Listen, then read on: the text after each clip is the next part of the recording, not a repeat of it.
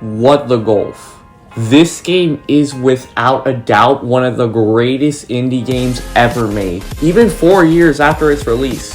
So let's look at every single part of this game and see why it's so good. Now, before I start going over everything, I just want to say that the version of What the Golf I'm playing on is the Apple Arcade version, so there may be some features that may not be present in other platforms, as well as some in other platforms that I won't be able to cover. With that out of the way, let's start with the campaign. The campaign in this game is not perfect, but it is definitely the best part in the game, and it is the main mode anyway. So after you beat the tutorial, which I showed earlier, you go inside this pipe to the golf lab. The golf lab essentially serves as a level selector in which to play a level you run into a flag and play it. The levels each have a unique gimmick that makes them unique, as well as a funny joke in the end once you complete it. Completing a level once will allow you to progress through the game, but you can also play through other versions of the same level to earn crowns, which, with an exception that occurs later in the game, are not required to be the game normally, but at least are there for more replayability. There are multiple different areas in the game, each having their own unique premise and theme, but after you beat every level in a subsection, you go inside of a wire back to the main section of an area and have made progress. The crowns, however, allow you to open special gates in order to obtain trophies, which again, they are not needed to beat the game, but are at least there for people who want to 100% the game. Once you complete a lab, you enter the computer boss fights in which you have to hit a heart in one shot with a twist every section. These are really cool and add more diversity of levels in the game, and of course you can feel free to progress to the next lab after beating it. There are a lot of creativity in these levels, and the game takes full advantage of what it can do, making every level unique in a certain way, but the final boss stands out the most. There are two phases in it. The first one is really good.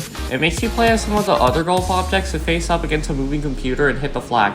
The second phase is even better, as the Frog King, who is used in different levels, fights you and has multiple attacks, and you have to use golf balls to hit them back. Hit 3 golf balls, become Spider-Man, control the frog, and the game is beaten. And you get to play as the logo in the true last level. As you can tell, the campaign is extremely creative and the developers really took advantage of it. That being said, there are other modes, so let's go over the episodes, which are also really good. Sporty Sports episode is based on a certain section of the campaign that expands on it and does add more creativity. The It's Snow Time episode is where your goal is to get pizza for turtles, which is a reference to Teenage Mutant Ninja Turtles, but it does make use of combining the objective with snow-themed levels, as the pizza levels and normal levels are pretty creative.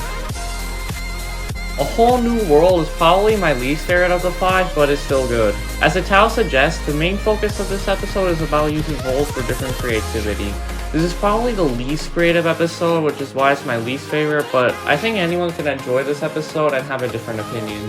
Among Golf is a crossover between Among Us and What the Golf. The episode features a lot of things from Among Us and uses them in creative ways in What the Golf levels, making for a very unique episode.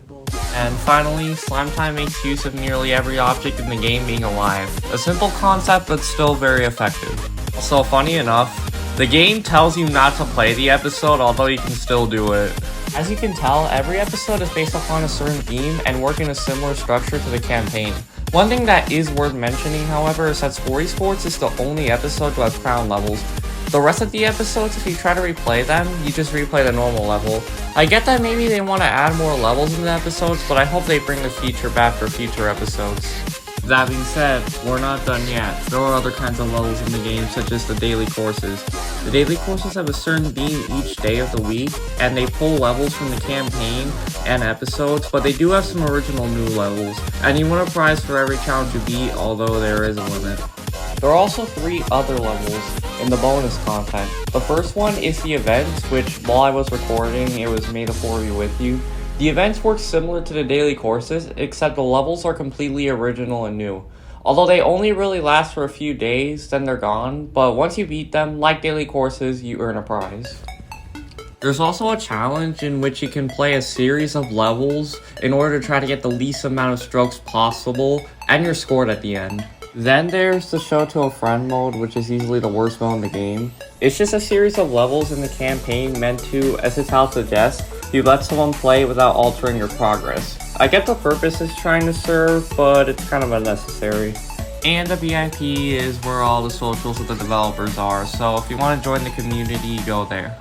That's everything about the game, and I really like almost everything about it. What the Golf is a masterpiece, and I'm glad there are more games being made like What the Bat and What the Car. It deserves a 9 out of 10 rating. I don't have much else to say, except that I apologize that this video took slightly longer to make, and hopefully the next one comes out sooner. So thanks for watching, and I'll see you in another video.